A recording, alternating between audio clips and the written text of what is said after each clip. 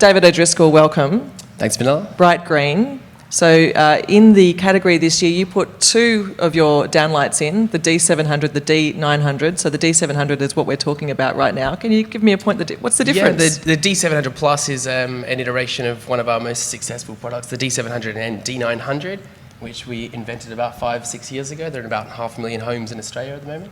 And this is just an iterative evolution of the actual products themselves. And the surface mount D900 S is actually a surface mount product, so rather than a recessed light, it's a surface mount light. And what's with all the numbers, David? The numbers, yes, I know. We are addicted to the numbers. D for downlight, 900 for 900 lumens, 700 for 700 lumens. Okay, so what's different about this product that takes it to another level?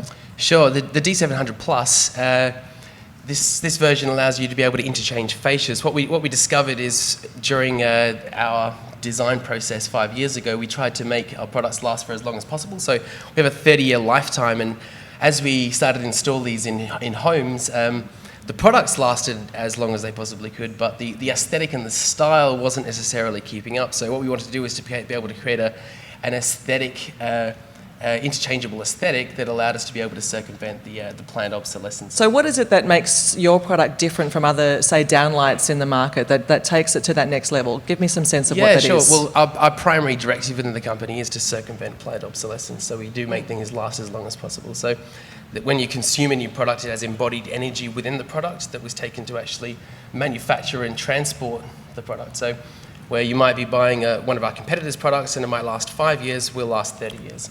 So that energy essentially is greater than the overall use of the product across its lifetime. So that differentiates us quite a bit. And in the marketing factor, I suppose, how does that therefore change the way that you sell your product or position it in the marketplace? Yeah, the planned obsolescence thing is quite interesting in that it's a core value that we actually have, but to promote it and to actually get people to engage with it, we can communicate to them through the aesthetic, and they get a sense of quality through the emotive reaction of the communications and the tactility of the product. But to fully understand and project themselves 30 years into the future and to value that delayed gratification is not something that people commonly do. So we have to focus on other aspects of the products. And how do you do that? How do you focus on other aspects if people can't project themselves 30 years into the future? Because it is, I mean, it's pretty remarkable to think that you could buy something now and I could still have it in 30 years' time in my home, if I happen to have a home the last 30 years. Okay, yes.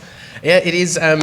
It's something that we try to value through the stability of offering a very long warranty period, but all we can really do is go beyond that core quality and try to bring immediate gratification and have that as part of the quality aspect. So our light has an enormously high color quality rating of about 97 out of 100. Our competitors have about 80. So people get to see their interiors themselves and everything else be completely vibrant and amazing at that one point. And so I think just that immediacy and that satisfaction reflects the quality in the longevity of the product. So we have to give them a little bit of something now, but really we're secretly giving them a lot for the future. So you're sort of secretly taking over the world, David.